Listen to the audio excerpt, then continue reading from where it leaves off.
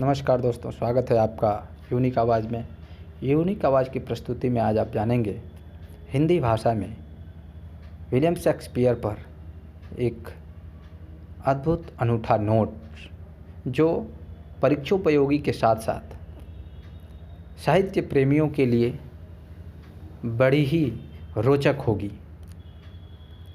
William Shakespeare का जन्म 23 अप्रैल 1564 ईस्वी में और उनकी मृत्यु 23 अप्रैल 1616 ईस्वी में हुई। वे अंग्रेजी के कवि, काव्यात्मकता के विद्वान, महान नाटककार तथा अभिनेता थे। उनके नाटकों का लगभग सभी प्रमुख भाषाओं में अनुवाद हुआ है। शेक्सपियर में अत्यंत उच्च कोटि की सृजनात्मक प्रतिभा थी और साथ ही उन्हें कला के नियमों का सहज ज्ञान भी था। प्रकृति से उन्हें मानव वरदान मिला था, अतः उन्होंने जो कुछ छू दिया वह सोना हो गया। उनकी रचनाएं न केवल अंग्रेज जाति के लिए गौरव की वस्तु हैं, वरन विश्व वाङ्मय की भी अमर विभूति हैं। शेक्सपियर की कल्पना जितनी प्रखर थी, उतना ही गंभीर उनके जीवन का अनुभव भी था। अतः जहाँ एक ओर उनके नाटकों तथा उनकी कविताओं से आनंद की उपलब्धि होती है, वहीं दूसरी ओर उनकी रचनाओं से हमको गंभीर जीवन दर्शन भी प्राप्त होता है। विश्व साहित्य के इतिहास में शेक्सपियर के समकक्ष रखे जाने वाले बिरले ही कवि मिलते हैं। शेक्सपियर का परिवार, उनका परिवार बड़ा ही रोचक रहा। शेक्सपियर, जॉन शेक्सपियर चमड़े के व्यापारी और मैरी आर्डेन की तीसरी संतान थी, जो स्थानीय उत्तराधिकारिणी थी। शेक्सपियर की दो बड़ी बहनें जॉन और जूडिथ और तीन छोटे भाई गिलबर्ट, रिचर्ड और एडमंड थे। शेक्सपियर के जन्म से पहले उनके पिता एक सफल व्यापारी बन गए और एक महापौर से मिलते जुलते अधिकारी और बेलीफ के रूप में आधिकारिक पदों पर रहे। हालांकि रिकॉर्ड से संकेत मिलता है कि जॉन की किस्मत 1570 के दशक के अंत में घट गई। विलियम शेक्सपियर, जॉन शेक्सपियर तथा मैरी आर्डेन के ज्येष्ठ पुत्र एवं तीसरी संतान थे। इनका जन्म स्ट्रैटफोर्ड ऑन एवन में हुआ। बाल्यकाल में उनकी शिक्षा स्थानीय फ्री ग्रामर स्कूल में हुई। पिता की बढ़ती हुई आर्थिक कठिनाइयों के कारण उन्हें पाठशाला छोड़कर छोटे मोटे धंधों में लग जाना पड़ा। जीविका के लिए उन्होंने लंदन जाने का निश्चय किया। इस निश्चय का एक दूसरा कारण भी था। कदाचित चार्लकोट के जमींदार सर टॉमस लूसी के उद्यान से हिरण की चोरी की ओर कानूनी कार्यवाही के भय से उन्हें अपना जन्म स्थान छोड़ना पड़ा। उनका विवाह सन 1582 में एन हाथवे से हो चुका था। सन 1585 के लगभग शेक्सपियर लंदन आए। शुरू में उन्होंने एक रंगशाला में किसी छोटी नौकरी पर काम किया, किंतु कुछ दिनों के बाद वे लॉर्ड चैम्बरलेन की कंपनी के सदस्य बन गए और लंदन के प्रमुख रंगशालाओं में समय समय पर अभिनय में भाग लेने लगे।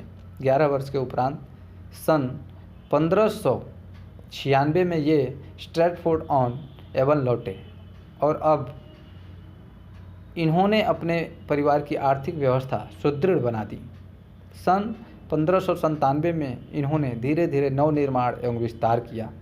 इसी भवन में सन 1610 के बाद वे अपना अधिकाधिक समय व्यतीत करने लगे और वहीं सन 1616 में इनका देहांत हो गया। इनकी कृतियाँ,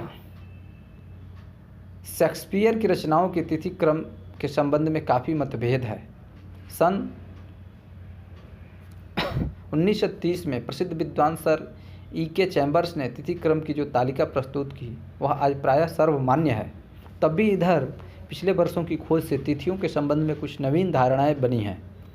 इन नई खोजों के आधार पर मैकमैनवे महोदय ने एक नवीन तालिका तैयार की है, जो सर E.K. चैम्बर्स की सूची से कुछ भिन्न है। लगभग 20 वर्षों के साहित्यिक जीवन में शेक्सपियर की सृजनात्मक प्रतिभा निरंतर विकसित होती गई। सामान्य रूप से इस विकास क्रम में 4 विभिन्न अवस्थाएं दिखाई देती हैं। प्रारंभिक अवस्था 1595 में समाप्त हुई। इस काल की प्रायः सभी रचनाएं प्रयोगात्मक हैं।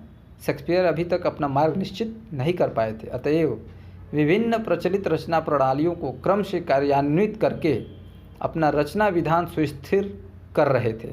प्राचीन सुखांत नाटकों की प्रहसनात्मक शैली में उन्होंने द कॉमेडी ऑफ एरर्स और the taming of the shoe की रचना की। तदुपरांत लव्स लेवर्स लॉस्ट में इन्होंने लिली के दरबारी सुखांत नाटकों की परिपाटी अपनाई। इसमें राज दरबार का वातावरण उपस्थित किया गया है जो चतुर पात्रों के रोचक वार्तालाप से परिपूर्ण है। The two gentleman of Verona में ग्रीन के स्वच्छंदतावादी सुखांत नाटकों का अनुकरण किया गया है। ट्रेजेडी भी अनुकरणात्मक हैं। रिचर्ड थर्ड के मालों का तथा टाइटस एंड्रानिकस में कीड का अनुकरण किया गया है। बट रोमियो एंड जूलियट में मौलिकता का अंश अपेक्षाकृत अधिक है। इसी काल में लिखी हुई दोनों प्रसिद्ध कविताएं द रेप ऑफ लुक्रिस और वेनिस एंड एडोनिस पर तत्कालीन इटालियन प्रेम काव्य की छाप है। विकास क्रम की दूसरी अवस्था सन 1600 में समाप्त हुई। इसमें शेक्सपियर ने अनेक प्रौढ़ रचनाएं संसार को भेंट की। अब उन्होंने अपना मार्ग निर्धारित तथा आत्मविश्वास अर्जित कर लिया था। ए मिड समर नाइट्स ड्रीम तथा द मर्चेंट ऑफ वेनिस रोचक एवं लोकप्रिय सुखांत नाटक हैं, किंतु इनसे भी अधिक महत्व रखने वाले शेक्सपियर के सर्वोत्कृष्ट सुखांत नाटक Much Ado About Nothing, as You Like It तथा ट्वेल्थ नाइट इसी काल में लिखे गए। इन नाटकों में कवि की कल्पना तथा उसके मन के आह्लाद का उत्तम प्रकाशन हुआ है। सर्वोत्तम ऐतिहासिक नाटक भी इसी समय लिखे गए।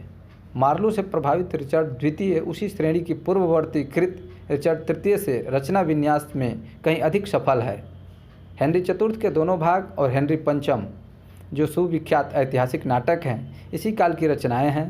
शेक्सपियर के प्रायः सभी सोनेट जो अपनी उत्कृष्ट अभिव्यक्ति के लिए अनुपम है, सन 1595 और 1607 के बीच लिखे गए। तीसरी अवस्था, जिसका अंत लगभग 1607 में हुआ, शेक्सपियर के जीवन में विशेष महत्व रखती है। इन वर्षों में पारिवारिक विपत्ति एवं स्वास्थ्य की खराबी के कारण कवि का मन अवसन्न था, अतः इन दिनों की अधिकांश रचनाएं दुखांत हैं। विश्व प्रसिद्ध दुखांत नाटक हैमलेट, ओथेलो, किंग लियर और मैकबेथ एवं रोमन दुखांत नाटक Julius Caesar, Antony and Cleopatra एवं कोरियोलेनस इसी कालावधि में लिखे गए और अभिनीत हुए। Troilus and Cressida, All's well that ends well और मेजर फॉर मेजर में सुख और दुख की संश्लिष्ट अभिव्यक्ति हुई है, तब भी दुखद अंश का ही प्राधान्य है। विकास की अंतिम अवस्था में शेक्सपियर ने Pericles, Cymbeline, the Winter's Tale, the Tempest प्रभृति नाटकों का सर्जन किया, जो सुखांत होने पर भी दुखद संभावनाओं से भरे हैं एवं एक शांत वातावरण की सृष्टि करते हैं। इन सुखांत दुखांत नाटकों को रोमांस अथवा शेक्सपियर के अंतिम नाटकों की संज्ञा दी जाती है। अब शेक्सपियर की रचनागत विशेषताएं देखते हैं। शेक्सपियर के सुखांत नाटकों की अपनी निजी विशेषताएं हैं। यद्यपि द कॉमेडी ऑफ एरर्स में प्लॉट्स का अनुसरण किया गया है, तथापि अन्य सुखांत नाटक प्राचीन क्लासिकी नाटकों से सर्वथा भिन्न हैं।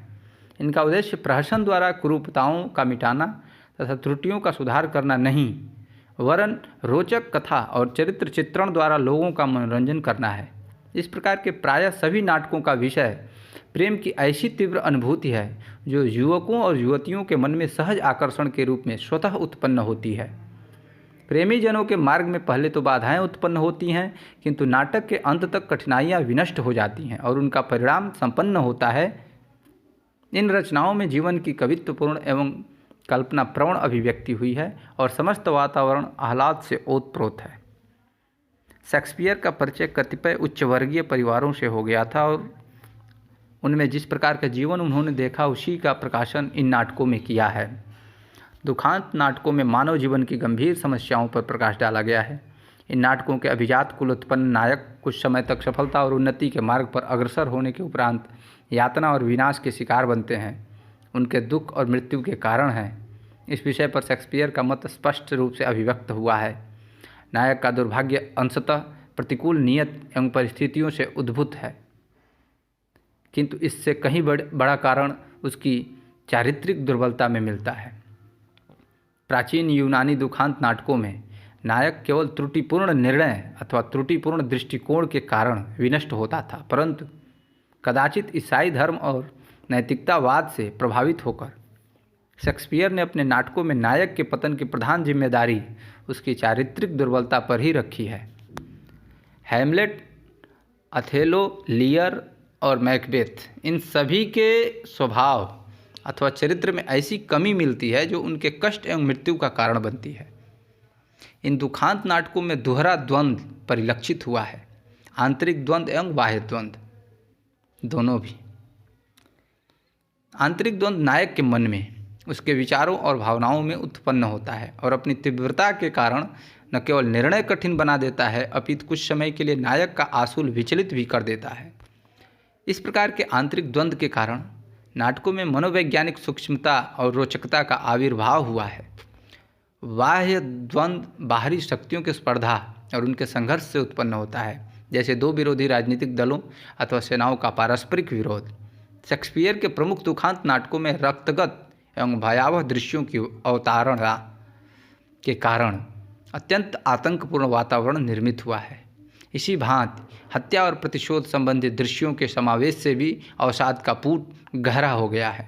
इन सभी विशेषताओं और उपकरणों को शेक्सपियर ने कतिपय पुराने नाटकों तथा सेनेका, कीड, मार्लो आदि नाटककारों से ग्रहण किया था और सामयिक लोक रुचि को ध्यान में रखकर ही उनका उपयोग अपने नाटकों में किया था। दुखांत नाटकों की जिन विशेषताओं का उल्लेख हमने यहाँ किया है वे न केवल हैमलेट, अथेलो, किंग लियर और मैकबेथ में मिलती हैं, वरन रोमियो एंड जूलियट तथा इंग्लैंड और रोम के इतिहास पर आधारित दुखांत नाटकों में भी आंशिक रूप में विद्यमान है। शेक्सपियर ने जिन ऐतिहासिक नाटकों की रचना की उनमें कई रोमन इतिहास विषयक हैं। इन रोमन नाटकों के लेखक में शेक्सपियर ने इतिहास के तथ्यों को थोड़ा बहुत बदल दिया है और कतिपय स्थलों पर ऐसा प्रतीत होने लगा है कि जीवन का जो चित्र उपस्थित किया गया है वह प्राचीन रोम का नहीं अपितु एलिजाबेथ कालीन इंग्लैंड का है। इतना होने पर भी ये नाटक सदैव लोकप्रिय रहे हैं, विशेषकर जूलियस सीजर तथा Antony and Cleopatra. Antony and Cleopatra कवित्वपूर्ण अंशों से भरा पड़ा है तथा क्लियोपाट्रा की चरित्र कल्पना अत्यंत प्रभावोत्पादक है। टाइमन ऑफ एथेंस और पेरिकिल्स में यूनानी इतिहास की घटनाओं का निरूपण किया गया है। अंग्रेजी इतिहास पर आधारित नाटकों में कुछ तो ऐसे हैं जो केवल आंशिक रूप में शेक्सपियर द्वारा लिखे गए हैं, किंतु हेनरी चतुर्थ के दोनों भाग और हेनरी पंचम पूर्ण रूपेण शेक्सपियर द्वारा प्रणीत है। इन तीनों नाटकों में कवि को महान सफलता मिलती है। इनमें शौर्य और सम्मान भावना का अत्यंत आकर्षक प्रतिपादन हुआ है और फाल्स्टाफ का चरित्र अत्यंत रोचक एवं स्पृहणीय हैं। रिचर्ड तृतीय और रिचर्ड द्वितीय में मार्लो का अनुकरण सफलतापूर्वक किया गया है। शेक्सपियर के पूर्व के अधिकांश अंग्रेजी ऐतिहासिक नाटकों में तथ्यों और घटनाओं का निर्जीव चित्रण रहता था तथा कोरी इतिवृत्तात्मकता के कारण वे नीरस होते थे। शेक्सपियर ने इस प्रकार के नाटकों को जीवंत रूप देकर चमत्कारपूर्ण बना दिया है। अंतिम नाटकों में शेक्सपियर का परिपक्व जीवन दर्शन मिलता है।